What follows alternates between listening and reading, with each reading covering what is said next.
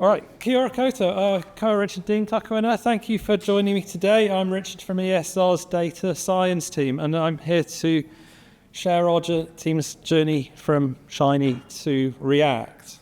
Look, I'm here because I don't want to see AI tools locked within the data center, within our high-performance compute, behind our corporate firewall. Our task as an eResearch community is to unlock the potential of AI.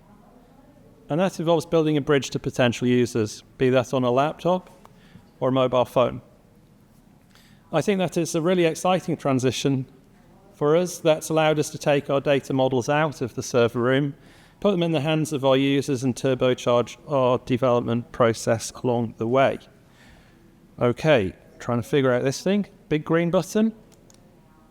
Sweet, so let's rewind to eResearch 2020. I got to do the keynote, so hands up if you recognize this slide from back then. And yeah, that was early days in the pandemic, and we had some lessons that were coming really quickly down the line. They didn't give us much time to prepare for what ESR would face on the front line. Like many of you, we were suddenly faced with the challenge of delivering data-driven insights quickly, under tight deadlines, and with remote teams. Our systems were crucial to the nation's response. We collated every COVID test result from every lab had to come through ESR's systems. We had to stand up the API gateway that sent the SMS back to every case to let them know if they were COVID positive. And our labs, our epidemiology and genomics teams had to stand up reporting systems that the nation needed. Data science was no different, but we had to run with what we had. So for our team to share data with decision makers, we had no choice. Shiny was available and had been approved for making easy to use publishing. It had its limitations, but it allowed us to get started, and it allowed us to rapidly develop front ends and deliver dashboards to track the pandemic in real time. For example, our vaccine strategy dashboard allows decision makers and the public to interrogate each of our modelling scenarios. One thing that our vaccination modelling always agreed on was that we would always see a widespread outbreak of COVID. So we really pushed the boundaries and using tools that we had at hand to develop, in this case, Outbreak Investigator, a tool that let us track cases, wastewater results, vaccination uptake, genomic variants, and modelling results such as localised risk assessments in real time. It allowed us to track the mid-stages of the pandemic well and help decision makers at the top keep some of New Zealand's biggest cities, Christchurch included, out of lockdown. But one of the biggest challenges that we faced with Shiny was how tightly coupled the back end and the front end were. Out of the box, Shiny provided two files when we created a new dashboard, UI.R for the user interface and server.R for the server-side logic. The files are inherently linked together, meaning that a change in one affects the other, and we found that as we grew and as our requirements grew, it was kind of hard to keep growing using our code grew from tens to hundreds to thousands of lines of code, and we recognized that at some point we needed to take stock, plan ahead, and go for better best practices. One of the really frustrating limitations was managing state across different files and across different components. Typical example here would be when building a dashboard, trying to keep the sidebar in sync with the map. When you click or hover over one thing, making sure it affects elsewhere. And we were trying to build these reactive components in a tool that didn't quite work. So as we were kind of building Outbreak Investigator, we were kind of building in more modeling and helping decision makers make informed decisions. So what happens when you share data between the sidebar and various points? In Shiny, we relied on global variables or reactive expressions to handle changes. Performance also became a problem. Kind of 2020 here, we kind of saw 2,000 odd cases in the entire year. Shiny apps often load entire R environments, which can be resource intensive and slow, especially as cases grew and as we added more functionality. So by January 2022, we had more cases than the whole of the first year of our pandemic. Along the way, we adopted frameworks like Golem to help us break code into manageable components. see previous year's eResearch for more about golem. And as we moved beyond the containment phase, we used all the lessons learned to deliver a public-facing, mobile-friendly version of Outbreak Investigator. This was our tour de force. It was the best thing we did in Shiny, and there was the point where actually our IT capability caught up with us so that we could move beyond that, so that we could find better ways to deploy. But at this point, we were still an organization very much restrained by what we could deliver and what we could push out. A real requirement for this being public-facing was that it had to work really well on mobile. And we were delighted over the time that we've launched this dashboard. Poops.nz, domain name. Really delighted the Ministry of Health were actually really pleased with this, and it worked really well. The feedback was awesome. 50% of all hits were on mobile, 4% tablet, 46% desktop, and that is unlike anything else we ever have published in ESR. That broad general public engagement and great feedback. But we had heaps of frustration. Things like we can't actually provide bookmarkable URLs here because everything on Shiny App sits within an iframe, and therefore we're stuck. We can't say /Christchurch, for example. We were hacking JavaScript around the R system to try and achieve functionality. So while we saw that Shiny was good, we wanted to take the lessons we'd learned to that point and push them forward to make more advanced, scalable applications. So we looked at alternatives, things like Plotly, Streamlit, and ultimately we found that React just provided the flexibility we wanted. It was easy to pick up, it was well documented, it was easy to deploy, and at ESR we had access to some React online training. So hence the certificate of completion. It appeared out of the box. We'd signed up to an online training provider, and therefore it kind of came branded with ESR's logo, strangely. And then I found a guy on YouTube who was actually really trying to push the bounds of deploying machine learning models to React. And this guy's great to follow because he, like in a 15-minute YouTube video, explains how to create a React project and then how to deploy a TensorFlow model. So I'll give you a few use cases about how we found React helped to simplify our use cases. First of all, I'll just follow up on that one. For loading TensorFlow models, we effectively take a TensorFlow model, export it as a TF-JS, and then can either load it from a URL, or once we've loaded it as a URL, we can cache it locally onto a device like a mobile phone. Load that, and then effectively set the network and then run a prediction. That's kind of JavaScript, but actually we found that there's this confluence of JavaScript and modeling, and yes, I get the big data center stuff, but this really resonated with some ESR projects around rapid diagnostics, around edge compute, around where we wanted to go with some of our data science and pushing the bounds beyond the server room. So you can actually get your phone out and you can go to that URL there, glow.esr.cri.nz, kind of almost help us with doing some benchmarking. That's just a React app. And if you load it up, it will let you select one of our TensorFlow image segmentation models. It will then load some images in the background and run that through a benchmark. And then you can save that back so that actually you help us to learn more about our models and help us to improve. It's kind of a paper we published on some of that, but we just saw this as really awesome because it was that confluence of everything we were doing. It decouples the front end and the standalone API, whereas R, we had that all in one.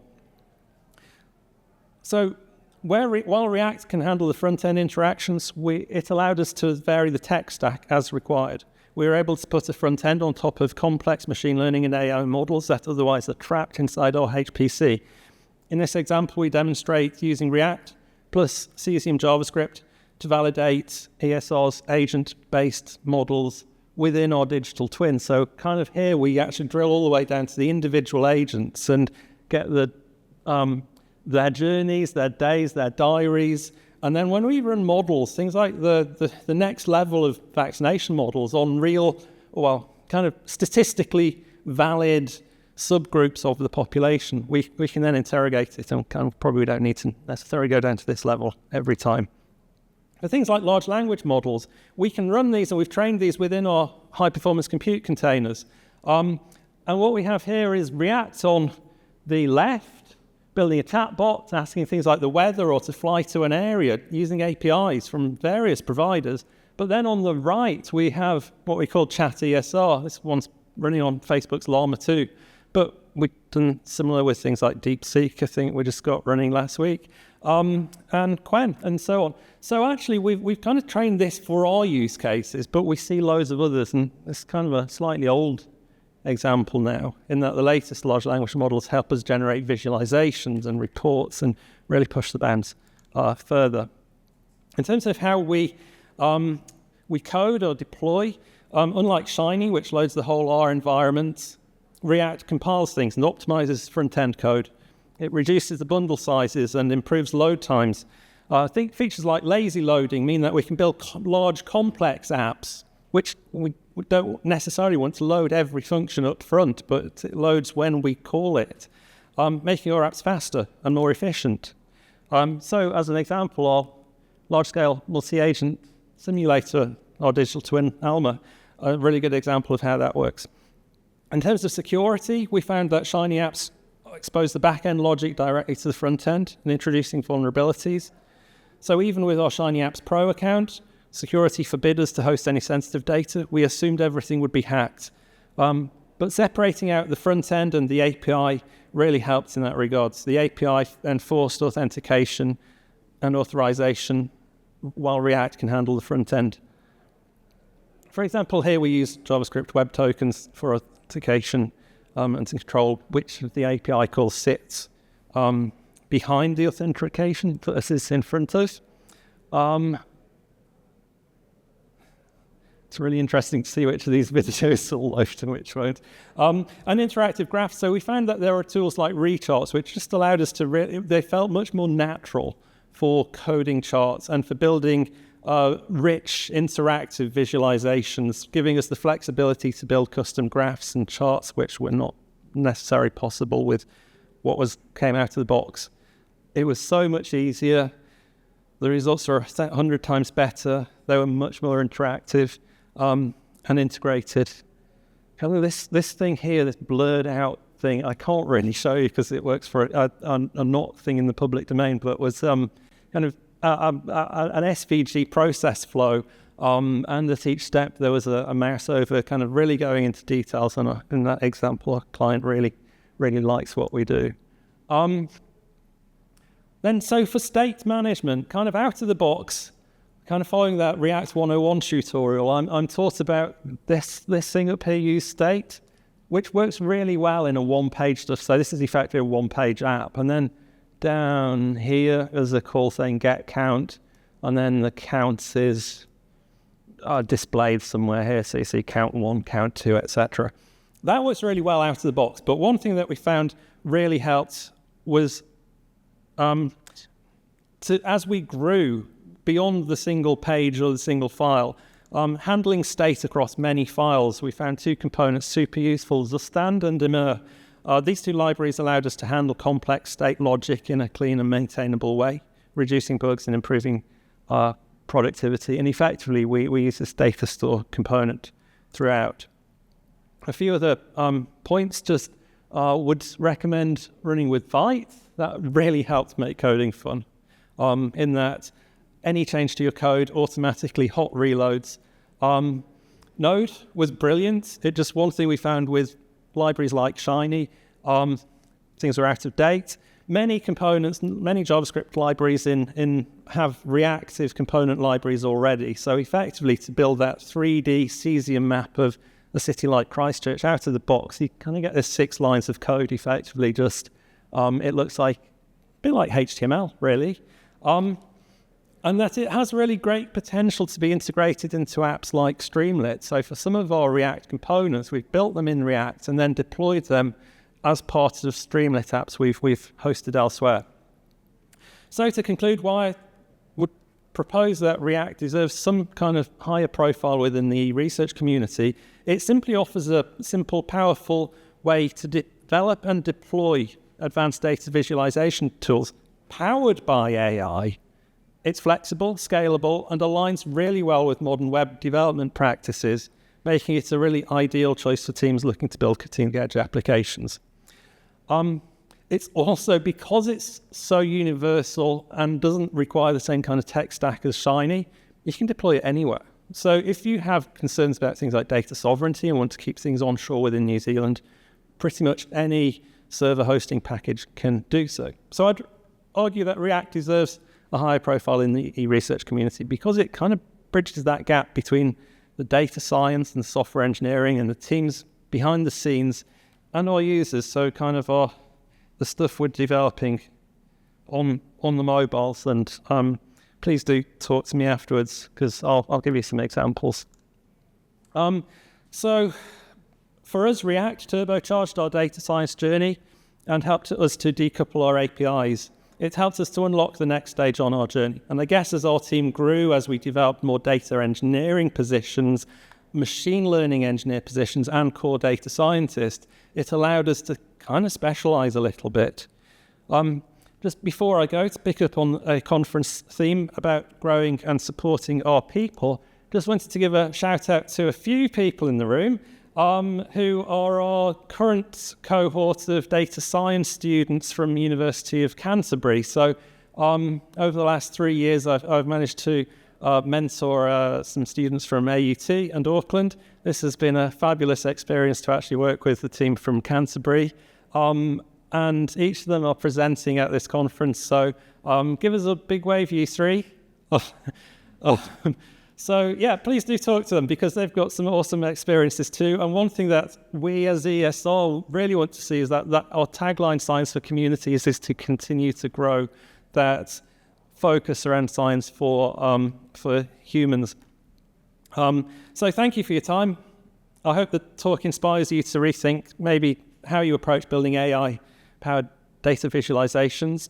I'd love to continue that conversation, so please reach out to me over the next few days. Really, really excited to be back here in person at the conference, and really looking forward to the future. I guess the science review we've just had, at least for ESR, has given us a very clear the future is ours to build, and it's time for us to get on with it. So thank you.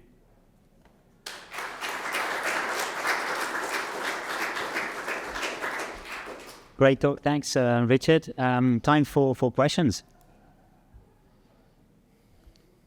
I can tell them. I haven't. There's just a bright light shining in my face. Good. Patient.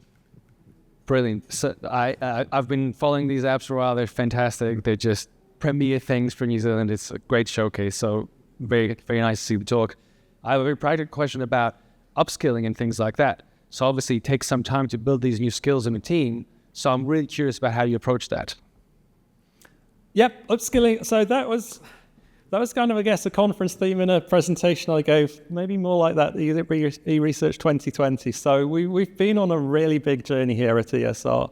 I was the first data scientist, and it took us another maybe 2 or 3 years. It was midway through the pandemic where we really got the grit to kind of really push that forward. And things like this actually really helped. What we did with Outbreak Investigator really pushed the bounds for us to keep saying, these things are required. Pre-pandemic, we had lots of data. We were part of the Data Carpentries group. So we upskilled a lot of people within ESR around kind of core R skills. As we've grown the team and we've been able to bring in more skills, there's been much more of a degree of specialization. So as I say, we now have machine learning engineers, data engineers. We don't have a visualization engineer kind of yet, but that's certainly in the plan. But yeah, we continue to run probably less of the data carpentries. We've moved from a kind of train everybody else into a kind of mindset of having that core capability and expecting more people to come to us. But then in things like the work we do with the universities and the students, I'd really encourage any organisation in the room today to see that the type of calibre of candidate that we've worked with in this space, they're really awesome, and I'd encourage them for more. One thing we've not been able to do post-pandemic is yet get back to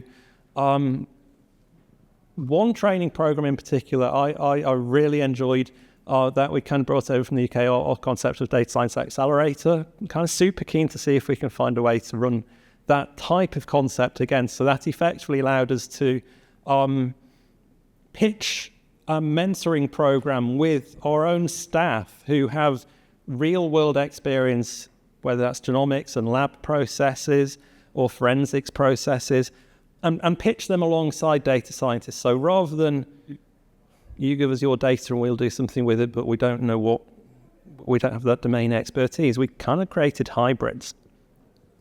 I'm still really keen to see that we kind of kick that one off again.